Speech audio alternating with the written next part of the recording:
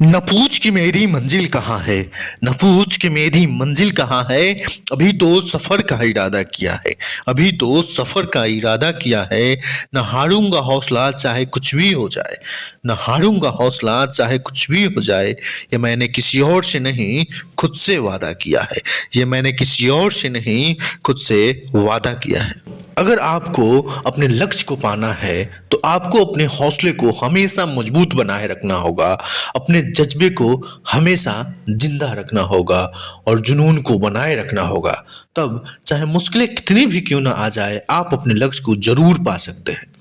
आज हम बात कर रहे हैं ऐसे ही एक शख्स के बारे में जिन्होंने तमाम मुसीबतों के बावजूद अपने लक्ष्य को प्राप्त किया। आज हम बात कर रहे हैं बिहार के मुजफ्फरपुर जिले के रहने वाले विशाल के बारे में। विशाल बचपन से ही पढ़ने में तेज थे, लेकिन उनके घर की आर्थिक स्थिति बहुत खराब थी। पिता मजदूरी करके किसी तरीके से घर का खर्चा चलाते थे। इसी बीच साल 2008 में विशाल के पिता की मृत्यु हो गई। पिता की मृत्यु के बाद घर की स्थिति बहुत खराब हो गई, घर का खर्चा चलाना भी मुश्किल हो रहा था। तब उनकी माँ बकरी और भैंस पालकर किसी तरीके से घर का खर्चा चलाती। विशाल के पास जब स्कूल का फीस भरने के लिए पैसा नहीं होता, तब उनके टीचर गौरी शंकर प्रसाद उनके स्कूल के फीस जमा करते। पिता की मृत्यु के बाद विशाल और मेहनत करके पढ़ाई करते, जिसका नतीजा हुआ कि साल 2011 में मैट्रिक की परीक्षा में वे टॉप किए। उसके बाद उस साल 2013 में आईआईटी कानपुर में प्रवेश किए।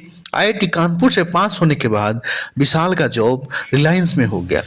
जॉब के बाद विशाल की आर्थिक स्थिति सुधरने लगी थी, जॉब सही चल रहा था, सब कुछ ठीक चल रहा था। इसी बीच उनके टीचर गौरीशंकर प्रसाद ने उन्हें फिर से सुझाव दिया कि विशाल तुम यूपीएससी की तैयारी करो। विशाल को यह सुझाव अच्छा लगा, जॉब छोड़कर यूपीएससी की तैयारी करने लगे।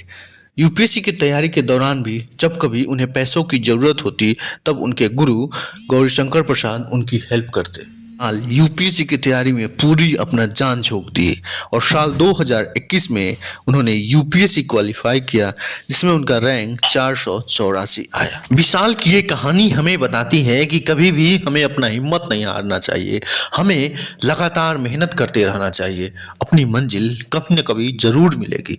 तो इसी के साथ मैं इस कहानी को समाप्त करता हूँ और आशा करता हूँ कि आप लोग भी अपने लक्ष्य को प्राप्त करने के लिए जी जान से मेहनत करेंगे और अपने लक्ष्य को जल्द से जल्द प्राप्त करेंगे।